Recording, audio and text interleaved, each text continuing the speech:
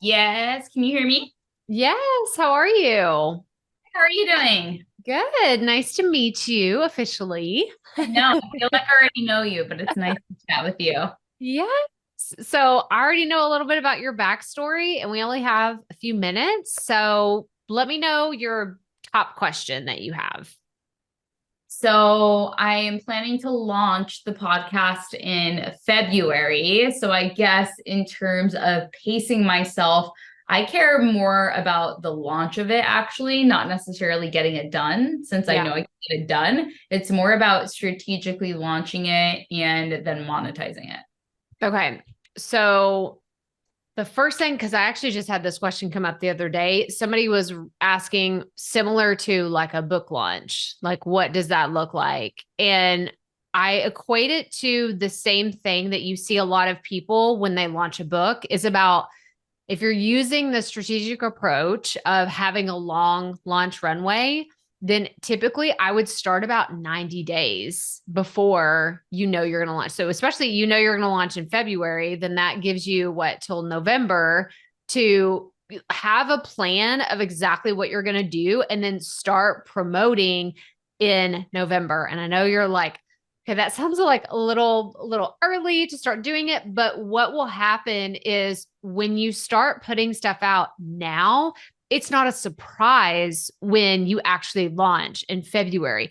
I don't think that you need to start promoting actively right now. You can absolutely share it with your audience and say, "Hey, like I just chose my podcast launch date. It's coming in February." You could put out your, trailer right now if you wanted to, but the way that I would recommend doing it is drop your trailer in November as some time whenever you decide it's the right time for you.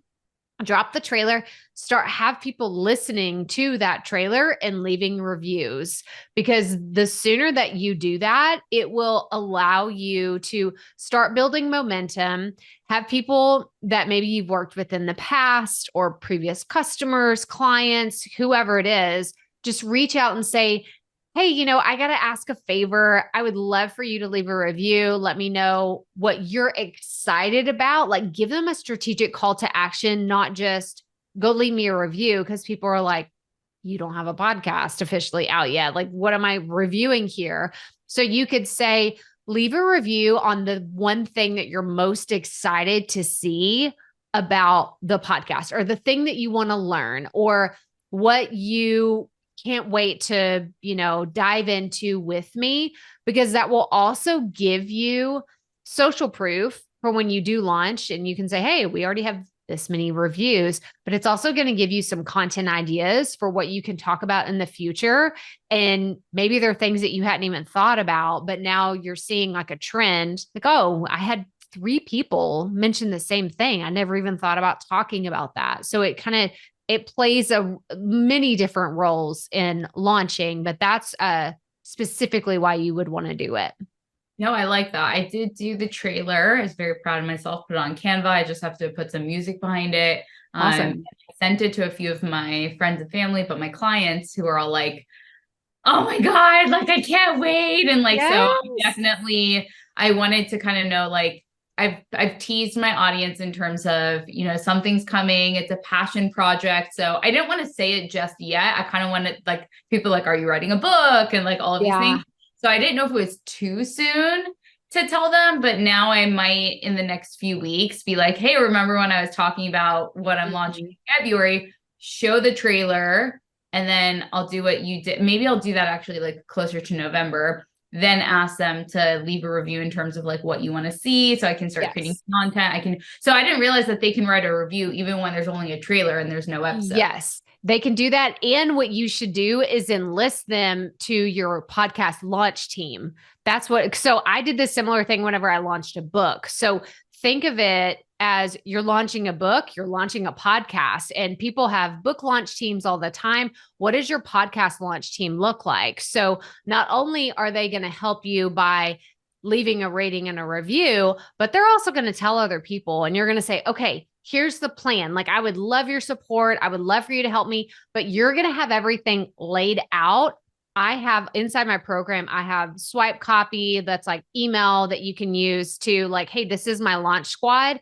This is what you need to share. These are the graphics that we need to put out there. These are the emails that I'm going to be writing. Here's how to tell people exactly what you need them to do. Because if it's very generic, people are like, oh, like I want to support her, but I don't know it. But if you lay it out step by step, do this on this date and do this on this date. And then we're going to do a giveaway or whatever else you're going to do to promote it once it goes live, having those step by steps. This is what is happening. This is the day that it's happening. Everybody's just a lot clearer and you're more likely to get results that way when it's just everything is out on the table. Do you have to have, because my only thing is that like my clients are not entrepreneurs. They're, women with family and they're coming to me to lose weight. So I don't necessarily feel like I want them to use word of mouth, but I don't necessarily want to give them kind of like how Amy gives us. Like that doesn't feel like I would do that with them. Yeah. Yeah. Well, I mean, there's different ways that you could ask them to support. So let's say it's the reviews, right? That's first and foremost. You'd say, this is how to leave a review. This is what to say, all the things. The next piece would be if they know someone. This is another way they can support you. Do you know someone that I need to interview? Can you tell me? Like, let me know. Or is there someone else that I need to get connected with? Because what you can do is strategically align your first few episodes when you launch them to be guest interviews, and you're having that guest promoting the launch. So let's say you decide to launch with one episode. That's going to give you the ability for your audience to listen to you and share it and all the things. But if you launch with a solo episode and an interview episode with, let's say, a fancy guest or someone that has a larger audience, and you ask them, hey, this is actually going to be the second episode. It's going to be launching on this date. I would love it if you and your team or, whoever's behind the scenes can help us promote this, because we're trying to, really boost up the podcast when it first launches. That's another thing that you can consider as well, is how can I lean on my network in creative ways to get the information out there? I feel like that feels better. I did reach out to 13 colleagues, I was like getting it out, and 11 of them already said yes, and I'm scheduled. Yes. And most of them have big audiences. So yes. Some 250,000, some with 40,000. I'm 45. So like, it definitely was like, okay, that feels good. Well, then maybe that's who you would need to enlist on your launch squad instead of your audience. It's these other people that maybe between now and when this launches, you record those episodes and you can say, hey, we're launching this thing. I'm trying to make the launch a really big deal. Can you just tease out to the audience? You could send them the graphic, you could send them the swipe copy, whatever you want them to say. And can you post this in your story? Like, this is when the podcast is going live, and then tease out, this is the actual date that my interview is going live. So tune in now, and then, just hang on, because I'm going to have my episode and then I'll share about it. So that's another way that you can enlist other people to share about the podcast even before their episode is officially out. Because I know I've done this with other people. Like, people in the podcast community are usually pretty supportive, and they want to yeah, sure. I like, just tell me exactly what to do. But that's what it goes back to, is people need to know exactly how they can support you, and they're more likely to do it.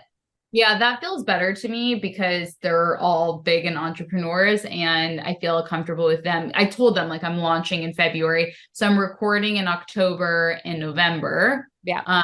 So at least I can and that also gives me some time to like kind of compile, like, okay, what do I want them to say on their stories and stuff? So that feels good. When you do your interviews, do you have a preference between like Zoom or Riverside? I think that there's a lot of different tools out there. I always go with, who is your audience going to, like your interviewees, let's say, who are they? Are they tech savvy? Do they know all this stuff? Is Riverside going to intimidate them? Riverside is a fantastic tool, but I have found that it intimidates some people. They're like, I don't really know how to use this. I was intimidated when I was on a podcast, and I was like, yeah, it was like crap. I didn't realize there was a feature that you could like reduce the the background noise. So I heard myself the whole time, and I'm like, I'm fucking up their podcast so much. I felt so You're bad. like, what is wrong with this? The podcast, I was like, oh, it sounds great, but yeah, they all know Zoom. I would only a few of them have a podcast. Most of them don't. Yeah. And like I default to Zoom because I use it in so many different areas. And it's something I pay for. I paid for it a yearly subscription. So I'm like, let's just use Zoom. It's perfectly fine. There's other fancier tools out there, but for me personally, I don't do enough I'm not doing 20 interviews a month. I don't need something that's a lot fancier. And so this is where I've kind of landed. But yeah, I would just Riverside is great. There's Squadcast as well. I know if you're going to be doing video, I would recommend either those three. So Riverside, Zoom, or Squadcast would be the ones that I would recommend. I was going to go with Zoom just because I'm already paying for it, like you said. Yeah. And I definitely want to use video because I want to repurpose when I feel like I have the bandwidth to hire a team to do kind of like YouTube and things. So I figured might as well have it. Yeah. Instead of just audio only. So, and then when you schedule them, I really don't want to do scripted. I feel like I'm better just natural flow and just have questions, but not necessarily kind of just let it happen. But in terms of for your own sanity, because it's hard managing with other people's schedules. I have clients, I have a baby, all of these things. Do you do it on certain days, or kind of right now I'm just whatever works for them? And if it works for me, I do it. I don't have Amy's Tuesdays are my video days. Yes. I'm always in a mom bun. This is what you're doing. Yeah. Yeah. I do. Typically it's by the quarter. I'll look at the quarter and say, do I want to do interviews this quarter? Okay. What months? And I will block off and I'll say, well, 2 months out of this quarter, I'm not doing any interviews whatsoever. So I may in a 12-month period only have 4 months that I'm doing interviews, and I will not do any interviews in November and December. It's not going to happen. I typically I will pick off March to not do interviews because I have spring break with the kids. So it just comes down to, I use Calendly, and within Calendly, you can click your availability, and I just set it at a quarter at a time and say, this is when people can book. If they can't book, then they can't, and we have to wait. So it's having that boundary.